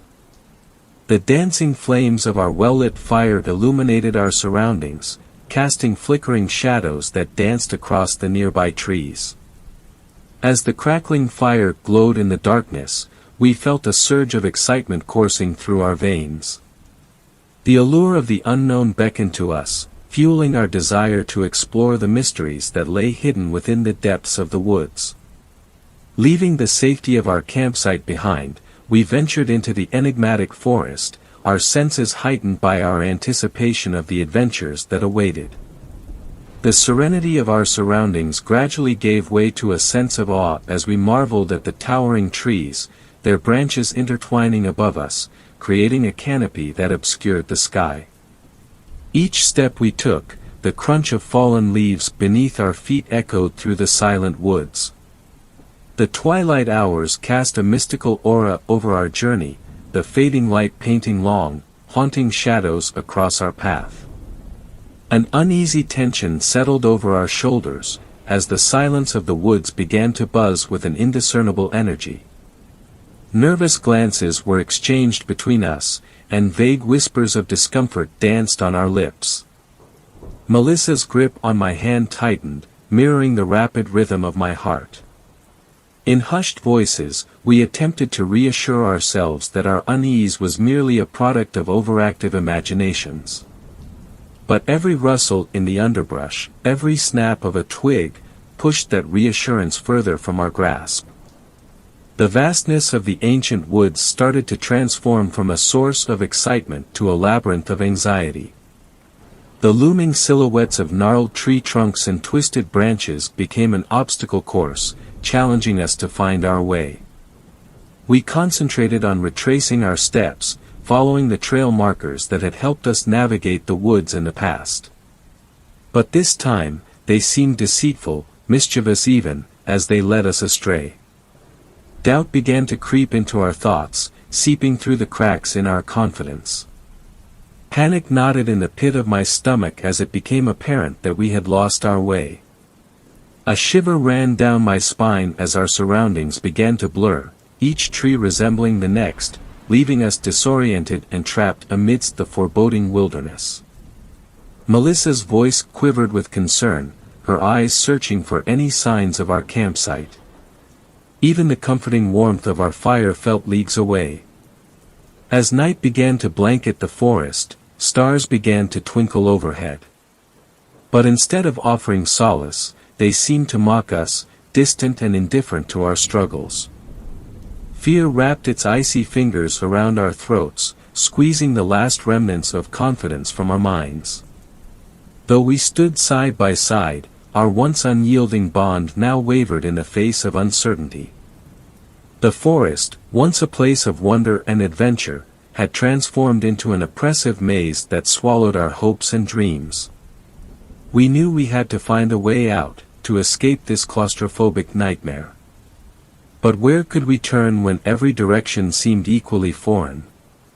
Each path we chose led us in circles, deepening our feeling of entrapment. Desperation settled in as the realization dawned on us that we were truly lost.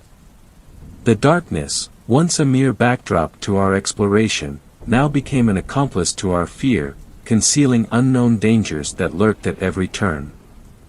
As the moon gently cast its pale glow upon our disheartened figures, casting ethereal shadows that flickered like specters, we couldn't escape the nagging sensation that something else was out there with us. Our hearts raced as we realized that we were not alone in this forest of shadows.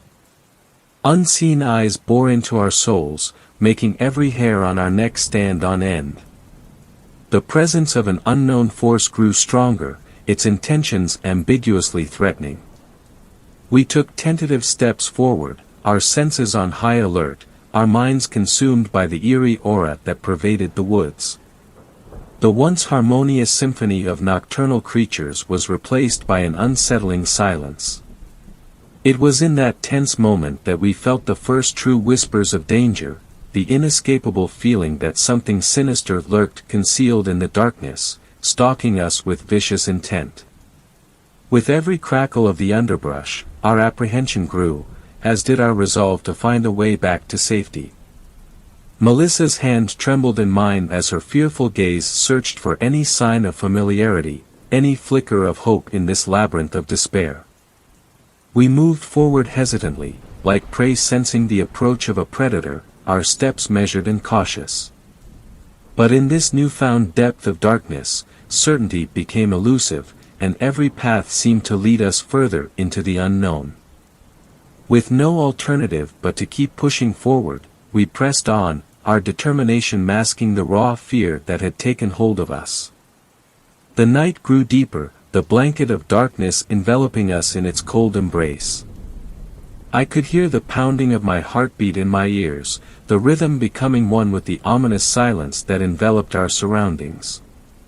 The woods seemed to pulsate with an unnatural energy, a presence that whispered tales of the unknown and invoked a primal fear deep within us. Every rustle of leaves, every gust of wind felt like a prelude to something unimaginable. We were no longer explorers reveling in the thrill of adventure, we had become unwitting participants in a tale that would forever alter the fabric of our reality. As time blurred, the shadows deepened, and the edge between reality and nightmare was fractured. We became mere fragments of what we once were, worn down by the unyielding impediments of the forest and the unspoken specters that haunted us. Yet, as despair threatened to consume us, a flicker of light pierced the suffocating veil of darkness, emerging as a distant glimmer of hope amidst the encroaching threat. Night had fully descended upon the woods, engulfing Melissa and me in its inky embrace. Each passing moment intensified the eerie ambience of the forest, amplifying our growing sense of unease. The trees, once majestic and welcoming, now loomed over us with an ominous presence. Their twisted branches seemed to reach out like skeletal fingers, as if eager to ensnare us within their cold grasp. With careful steps, we navigated the obscure paths that wound through the unfamiliar terrain. The trail markers that had once served as our guiding beacon now betrayed us, leading us astray with their deceitful directions. Our footsteps wavered, our confidence quickly eroding as anxiety and doubt gnawed at our minds. Every sound, no matter how distant or faint, echoed with dreadful resonance in the oppressive silence. The rustling of leaves morphed into wicked whispers, as if unseen creatures sought to communicate their sinister intentions. The woods seemed to come alive with a malicious sentience, conspiring against our very existence. Lost in the disorienting maze, we were mere pawns in this deadly game. The sense of being watched intensified, an invisible gaze that seemed to penetrate our souls. Shadows danced at the corners of our vision, fleeting apparitions that disappeared as we turned to face them. An icy shiver slithered down our spines, freezing our breath in anticipation of an unseen threat. Time lost its meaning in this nocturnal labyrinth. The hours blended together as trepidation clung to our every step. Exhaustion weighed heavily upon us as the darkness persisted, our energy sapped by the relentless pursuit of escape. We fought against mounting despair, holding on to the flickering hope that guided us forward. Through the dense thicket and undergrowth, we trudged onward, hands tightly clasped, seeking solace in each other's presence. Our shared determination tethered us against the encroaching terror, fortifying our spirits in this seemingly never-ending nightmare. Cold tendrils of fear wound themselves around our hearts, strangling our courage and threatening to choke out any remnants of hope. Doubt crept into our thoughts, whispering insidious words into our ears. Were we destined to wander these woods forever, trapped in a loop of despair and terror? Each step forward became a desperate bid for survival, a silent plea to the impassive forest to relinquish its grip on our souls. Time became both fleeting and eternal, the weight of the unknown bearing down on us with unforgiving persistence. The forest offered no answers, only relentless mysteries that taunted our fraying sanity. Unbeknownst to us, our presence had not gone unnoticed. Unseen by our eyes, a presence lurked in the shadows, sensing our vulnerability in seeking to exploit it. The ancient woods held secrets, and we had unwittingly stumbled upon one of the darkest. Suddenly, the rustling of leaves stopped, replaced by an eerie silence that hung heavily in the air. In that moment, a figure emerged from the depths of the forest, an indistinct shape that seemed to blur the line between man and beast. It moved with an unsettling grace, its form shifting and contorting like liquid darkness. Fear seized our hearts as we realized we were face to face with a skinwalker, a being of ancient lore with the ability to take on the appearance of any creature it desired. Its eyes shone with a malevolent glow, reflecting our own terror back at us. Panic surged within us, urging us to run, but our legs felt as though they were rooted to the ground. The skinwalker's gaze held us captive, its intentions unknown but undeniably sinister. "Stay calm," I whispered to Melissa, feeling the weight of responsibility settle upon my shoulders. "We need to be smart and find a way to protect ourselves." Melissa nodded, her eyes locked on the creature. Together, we frantically searched for any means of defense. Our backpacks held only the typical camping supplies, insufficient against a supernatural foe. As if sensing our desperation, the skinwalker lunged forward, its speed and agility defying human capabilities. Adrenaline coursed through our veins as we dodged its advance, barely escaping its clutches. The creature's guttural growls echoed through the forest, sending a chill down our spines. We retreated, putting distance between ourselves and the skinwalker, seeking refuge in the thick underbrush. Heart pounding, we desperately brainstormed a plan, our minds racing to find a strategy that would keep us alive. As we continued through the woods, our hearts raced with a mixture of fear and determination. The encounter with the skinwalker had shaken us to our core, leaving us on edge, constantly scanning our surroundings for any sign of danger. Melissa and I knew we had to move quickly, reluctant to linger in one place for too long. As we pressed on, desperate to put distance between ourselves and the lurking threat, a cacophony of snapping branches and rustling leaves pierced the silence. We froze, our eyes widening in dread. Without a word, we instinctively knew it was time to run. Panicked footsteps pounded against the forest floor, our breaths ragged as adrenaline surged through our veins. We dashed through the underbrush, each desperate leap carrying us further away from imminent danger. The forest distorted around us, resembling a nightmarish labyrinth that sought to confound our escape. Trees seemingly shifted positions, creating a disorienting maze that threatened to engulf us. The treacherous terrain sent us stumbling and tripping, but the desperation to survive fueled our determination. In the chaos and confusion, we lost sight of one another. Melissa's presence faded into the darkness, leaving me disoriented and alone. Panic consumed me as I called out her name, my voice drowned by the overwhelming silence of the forest. Forced to make a choice, I hurriedly decided to continue moving, hoping that Melissa would do the same. Fear clung to my thoughts, but I reassured myself that she possessed the strength and resilience to endure. A part of me believed that our bond would guide us back to each other. Flashlight in hand, I pressed on, relentless in my pursuit of safety. Every shadowed corner held the potential danger of the unknown, but I pushed back the rising fear and focused on finding a way out of this nightmarish realm. Hours turned into an eternity as I traversed in complete solitude. The forest seemed to swallow me whole, its ancient whispers becoming a haunting soundtrack to my journey. Doubt and guilt gnawed at my mind, tinged with the uncertainty of Melissa's fate. Questions plagued me: had she encountered more peril, or had she found her way to safety? My steps became heavy, fatigue beginning to wear down my resolve. Doubts threatened to overtake me, as the weight of the situation bore down on my shoulders.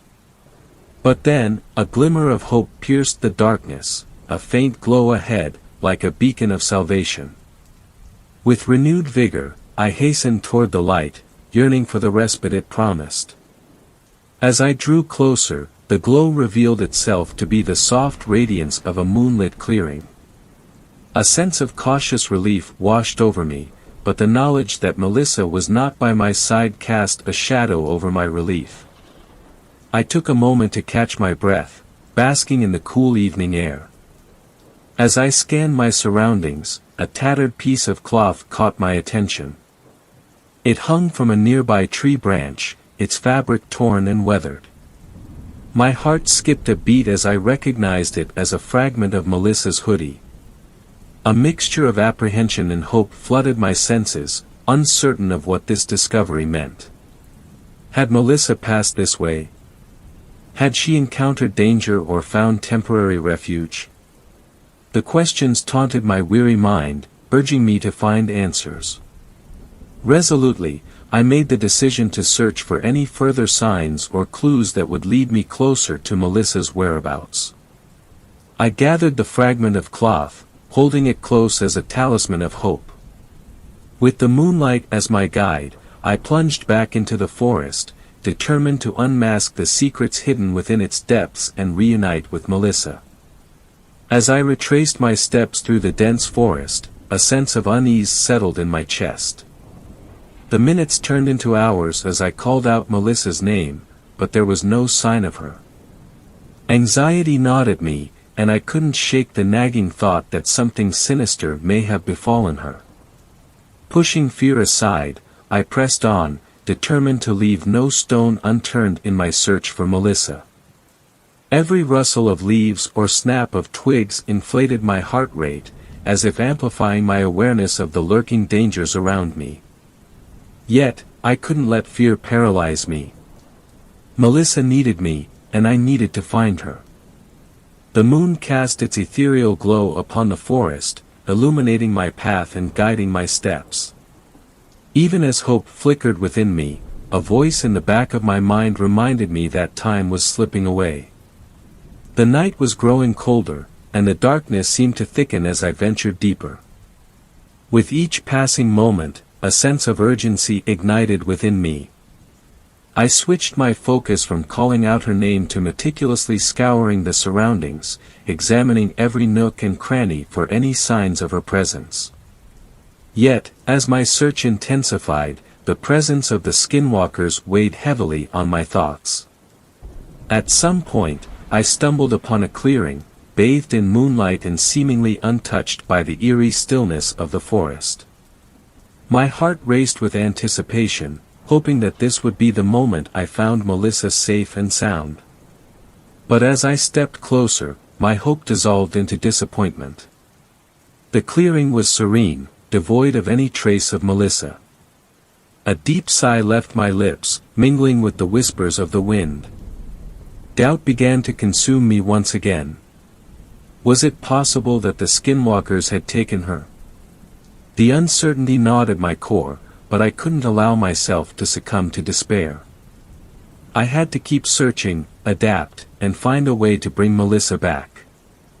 As I pressed on through the treacherous darkness of the forest, my determination to find Melissa burned fiercely within me. Every step forward seemed to carry an air of anticipation, as if the forest itself held its breath, whispering secrets just beyond my reach. Melissa and I knew we had to move quickly, reluctant to linger in one place for too long. As we pressed on, desperate to put distance between ourselves and the lurking threat, a cacophony of snapping branches and rustling leaves pierced the silence. We froze, our eyes widening in dread. Without a word, we instinctively knew it was time to run.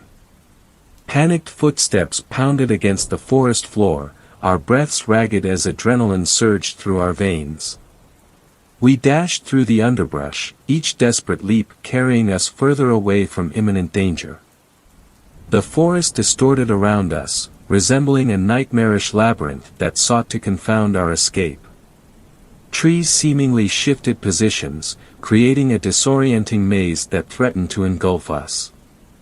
The treacherous terrain sent us stumbling and tripping, but the desperation to survive fueled our determination.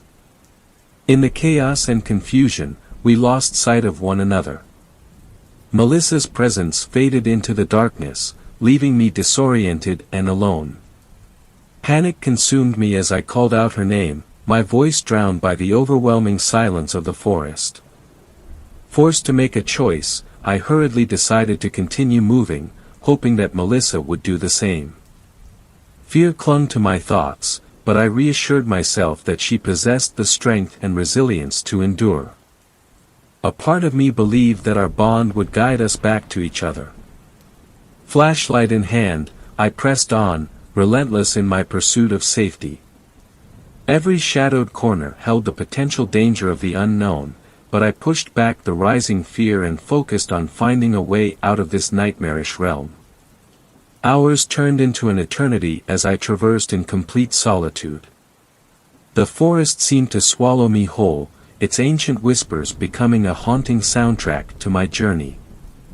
Doubt and guilt gnawed at my mind, tinged with the uncertainty of Melissa's fate. Questions plagued me: had she encountered more peril, or had she found her way to safety? My steps became heavy, fatigue beginning to wear down my resolve.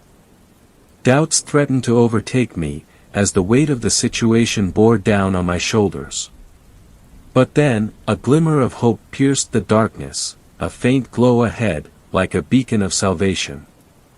With renewed vigor, I hastened toward the light, yearning for the respite it promised. As I drew closer, the glow revealed itself to be the soft radiance of a moonlit clearing. A sense of cautious relief washed over me, but the knowledge that Melissa was not by my side cast a shadow over my relief. I took a moment to catch my breath, basking in the cool evening air. As I scanned my surroundings, a tattered piece of cloth caught my attention. It hung from a nearby tree branch, its fabric torn and weathered. My heart skipped a beat as I recognized it as a fragment of Melissa's hoodie. A mixture of apprehension and hope flooded my senses, uncertain of what this discovery meant. Had Melissa passed this way? Had she encountered danger or found temporary refuge? The questions taunted my weary mind, urging me to find answers. Resolutely, I made the decision to search for any further signs or clues that would lead me closer to Melissa's whereabouts. I gathered the fragment of cloth, holding it close as a talisman of hope. With the moonlight as my guide, I plunged back into the forest, determined to unmask the secrets hidden within its depths and reunite with Melissa. As I retraced my steps through the dense forest, a sense of unease settled in my chest. The minutes turned into hours as I called out Melissa's name, but there was no sign of her. Anxiety gnawed at me, and I couldn't shake the nagging thought that something sinister may have befallen her. Pushing fear aside, I pressed on, determined to leave no stone unturned in my search for Melissa. Every rustle of leaves or snap of twigs inflated my heart rate, as if amplifying my awareness of the lurking dangers around me. Yet, I couldn't let fear paralyze me. Melissa needed me, and I needed to find her. The moon cast its ethereal glow upon the forest, illuminating my path and guiding my steps. Even as hope flickered within me, a voice in the back of my mind reminded me that time was slipping away. The night was growing colder, and the darkness seemed to thicken as I ventured deeper. With each passing moment, a sense of urgency ignited within me. I switched my focus from calling out her name to meticulously scouring the surroundings, examining every nook and cranny for any signs of her presence. Yet, as my search intensified, the presence of the skinwalkers weighed heavily on my thoughts. At some point, I stumbled upon a clearing, bathed in moonlight and seemingly untouched by the eerie stillness of the forest. My heart raced with anticipation, hoping that this would be the moment I found Melissa safe and sound. But as I stepped closer, my hope dissolved into disappointment. The clearing was serene, devoid of any trace of Melissa. A deep sigh left my lips, mingling with the whispers of the wind. Doubt began to consume me once again. Was it possible that the skinwalkers had taken her? The uncertainty gnawed at my core, but I couldn't allow myself to succumb to despair. I had to keep searching, adapt, and find a way to bring Melissa back. As I pressed on through the treacherous darkness of the forest, my determination to find Melissa burned fiercely within me. Every step forward seemed to carry an air of anticipation, as if the forest itself held its breath, whispering secrets just beyond my reach. Suddenly, a rustling sound echoed through the trees, causing my heart to skip a beat. I spun around, my flashlight cutting through the gloom, and there, illuminated in its beam, were the unmistakable figures of the skinwalkers. Fear surged within me, threatening to paralyze my every move, but I couldn't afford to succumb to it. Melissa's safety depended on my courage and swift action. With a deep breath, I mustered my resolve and faced the dark figures, ready to confront them head-on. The skinwalkers moved with an eerie grace, their shapes shifting and twisting in the flickering light. In my mind, I conjured memories of the stories told about their malevolence and their dangerous abilities. I knew I had to be cautious, to protect myself while also trying to find a way to free Melissa from their clutches. As I took a step forward, they lunged at me, their eyes glowing with a haunting intensity. Adrenaline coursed through my veins as I dodged their advance, my senses heightened, desperately searching for an opening. With each evasive maneuver, I moved closer to Melissa, determined to set her free. A chaotic dance ensued, the forest becoming a battleground between the skinwalkers and me. Branches snapped underfoot, leaves rustled, and the moon bore witness to our struggle. Time seemed to stretch, every second a testament to my resilience and unwavering love for Melissa. Finally, seizing a momentary distraction, I broke free from the clutches of the skinwalkers and raced towards a secluded spot where Melissa was held captive. Her eyes met mine, a mix of fear and hope shining within them. Silently, I reassured her that help had arrived. Carefully, I untied the ropes that bound her, our hands trembling but filled with determination. We didn't have a moment to spare. As we made our escape through the dense forest, the skinwalkers pursued us relentlessly, their dark forms never far behind. With each step, our desperation grew, propelling us forward. We navigated through tangled thickets, jumped over fallen trees, and pushed our bodies to the limit. But a small sliver of hope still burned within us, urging us to keep going. Finally, as the first glimpses of dawn painted the sky, we emerged from the depths of the forest. We gasped for breath, our lungs heaving with exhaustion and relief. We had made it. Together, we stumbled back to where we had parked our car, the sense of freedom overwhelming us. We collapsed into the seats, our bodies exhausted but our spirits soaring. The encounter with the skinwalkers had only strengthened our bond, solidifying the depths of our love and the resilience of our will. As I turned the ignition and the car roared to life, Melissa reached out, her hand finding mine. We shared a knowing glance, a silent promise that no matter what challenges lay ahead, we would face them united.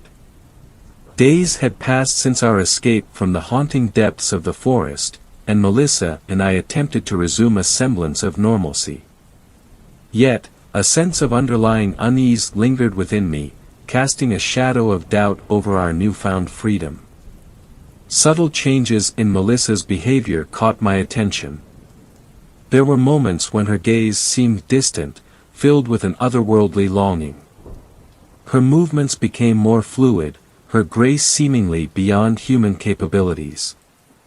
It was as if an invisible barrier stood between us, creating an unsettling disconnect. The weight of uncertainty pressed upon my chest as I looked into Melissa's eyes, longing for a connection that no longer seemed attainable. Yet, it was the way she stared through me, as if gazing into a void beyond my existence, that sent shivers down my spine. The warmth and familiarity that once radiated from her gaze had been replaced by something chillingly distant, leaving me feeling like a stranger in her presence. In the depths of my soul, a chilling realization began to take hold, an eerie understanding that the forest had not stolen Melissa away, but instead, it had birthed something far more sinister.